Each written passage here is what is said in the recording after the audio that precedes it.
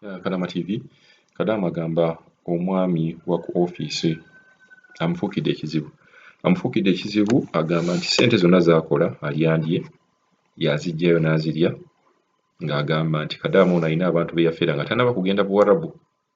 Kadaama ono story mpanvu ajja kubeera ng'agitunnyonnyola tulabe kijja kitya okubeera nga omusajja wa ofiisi atandise okubeera ng'alya ssente ze naye ng'ekintu kiviira ddala Uganda n'okubeera ng'agezaako okubeera ng'ajja Dubai ku visit visa ne bigaana n'afunawo kampani eyamuleeta bw'emala okumuleeta kati ate gwe yagwako akola mu ofiisi ye agamba nti ssente ze zonna z'akola alyandye.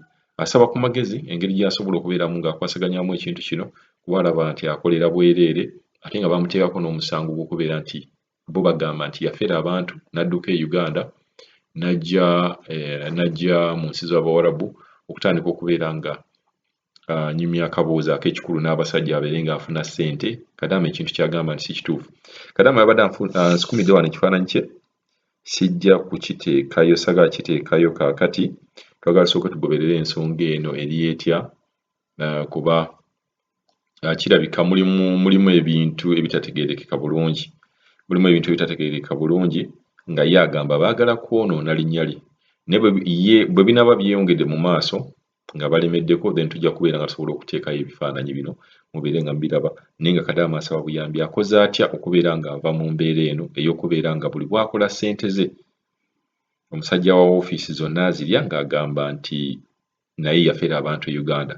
Ye Kadaama agamba oke bw'aba yafera abantu e Uganda era eni kakati ono azitwala ye azitwala ng'ani nga gwe baafera nga muganda waabwe ng'oba ki naye nga ye point ye agamba talina muntu yenna gwe yali aggyeeko ssente ze oba n'afera. So Kadaama asaba buyambi n'okubeera nga tumuwa ku magezi gaffe akoze atya. Gyebale kusebo Mr. Kadaama TV nze amannya bampita Nakaziba Sarah. Kaakati nali e Uganda nga njagala genda kukolera Dubai nenfuna agenti oyo n'aŋŋamba okugenda okukola e Dubai ayagala obukadde 2 within few weeks nja kuba nkoze eki nja kuba ntambudde era bw'atyo yagenda mu maaso oluvannyuma lwa weeks 2 n'afulumya visit visa nga naye ya mwezi gumu nga expiring within 1 month. Kati twali abantu 2 abawala 2 ffenna n'atuggyako ssente nze yaziggyako obukadde 2 omulala n'amuggyako akakadde kamu kitundu. Kaakati n'afulumya visit visa within a period of 2 weeks. Kati ekyamulema yali tiketi nga bunaku atugamba nkya kyokka nga visit visa enaatera okukola ki expiring. Kati mukwano gwange n'aŋŋamba nti ono omukyala ayinza otutikka n'atutwala ffe ne tutuuka eyo nga teri mirimu ne batudipootinga nga tetufunye mirimu nga teri afunye ssente. Kaakati mukwano gwange ne nampa amagezi tugendewa ekabuye ku poliisi ne tugenda kati ne bakwata omukyala oyo. Kati mu kumukwata munnange ye eyawaayo omusango ne bamuwa reference letter bamuwa ssente zonna kati nze nga bansasulamu installments. Kati era nasigala nkyabanja $20. Kaakati nva ku oyo ngenda ku agenti omulala kumbe nga bonna ba mikwano nengwa mu kinnya. Kati oyo omulala gwe nagendako yansaba akakadde kamu nemukwasa ne visit visa eyo n'aŋŋamba within 3 days ojja kuba otambudde kubanga visit visa yali ekyaliko 1 week. Kati naye nalya ssente zange. Kaakati bwe namukubiranga essimu nga takwata kumbe nga bonna ali mukwano gw'oli gwe twasibisa.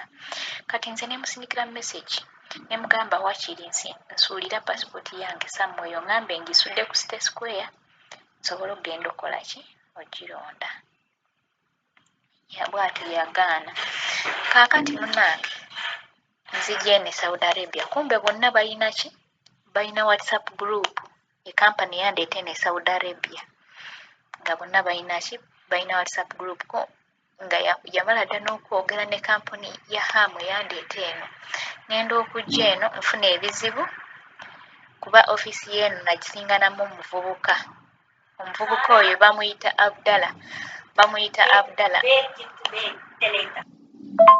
So bwe natuuka eno nenyusingaana mu ofiisi y'eno akavubuka kannayuganda bakayita Kasemamba Abdallah.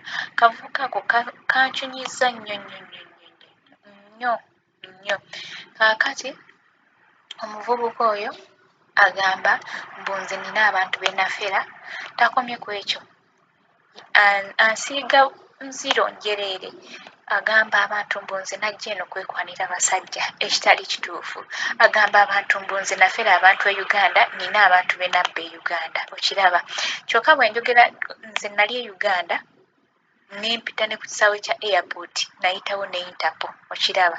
Era ninayogeddeko n'afande omu n'aŋŋamba nti tewali muntu tasobola kuyita ku kisaawe Entebbe nga talina ki, ng'alina Interpol, n'abeera n'abeera ng'ayitawo ng'ate ize criminal. Tekisoboka, tekiriiyo.